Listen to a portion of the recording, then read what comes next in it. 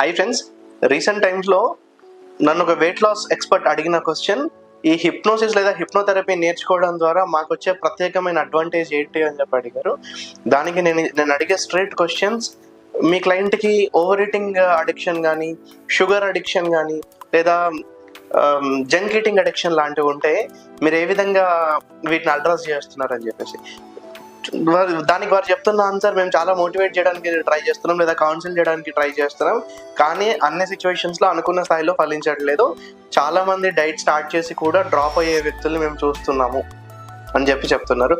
ఇంకా కొంతమంది 1 సంవత్సరం పాటు చాలా డైట్ చేసి స్ట్రిక్ట్గా వెయిట్ లాస్ అయిన తర్వాత మళ్ళీ సేమ్ అడిక్షన్లో పడిపోవడం, ఓవర్ ఈటింగ్ అడిక్షన్ లేదా జంక్ ఈటింగ్ అడిక్షన్ లేదా షుగర్ అడిక్షన్లో పడిపోవడం, మళ్ళీ విపరీతంగా వెయిట్ గెయిన్ అవ్వడం, ఇలాంటి కేసెస్ కూడా మనం సమాజంలో ప్రతిరోజు చూస్తున్నాం.